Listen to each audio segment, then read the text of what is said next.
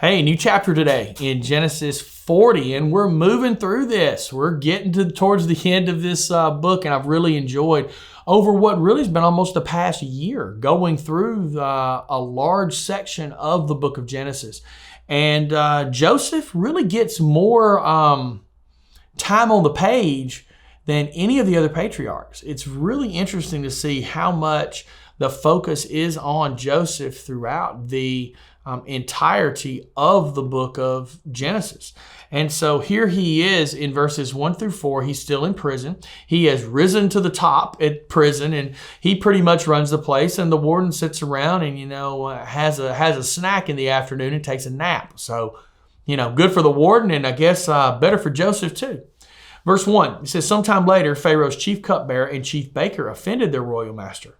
Pharaoh became angry with these two officials, and he put them in prison where Joseph was, in the palace of the captain of the guard. They remained in prison for quite some time, and the captain of the guard assigned them to Joseph, who looked after them. Okay, now if you're not careful, you can miss a couple of things here that are very clear if you remember a few things. Who was the captain of the guard? Potiphar.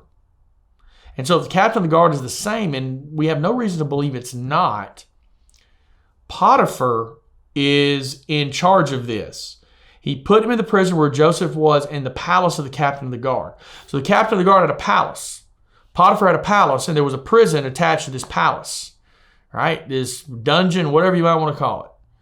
And so when they remained in prison, the baker and the cupbearer, they were assigned to Joseph. The captain of the guard did this, and he looked after them.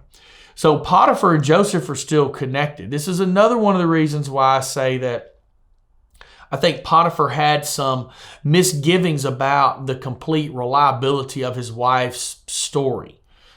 She cried wolf, and she cried wolf in a very bad way. And I think Potiphar wondered about that. And so him and Joseph still have some level of interaction. So we don't know why the cupbearer and the baker were thrown in prison. It seems they offended their royal master. And whatever it was, we don't know. I don't think it was anything really major, because I've read some scholars that try to say, well, they were part of a scheme to poison him. Yeah, if they'd have been trying to poison Pharaoh, I don't think they would have been thrown in prison. Maybe their lopped off heads would have been thrown into prison, but that would have been it. I think it was something much more minor.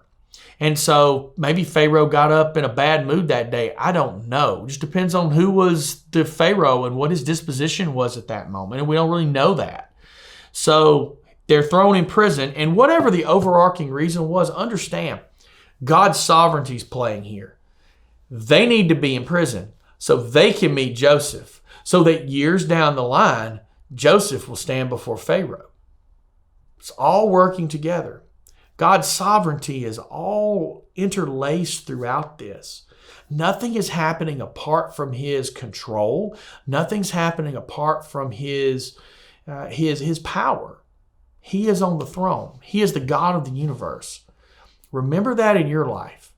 God has a plan. He's working it out day after day, and God knows what He has for you, and He will take care of you. With that being said, we'll see you later.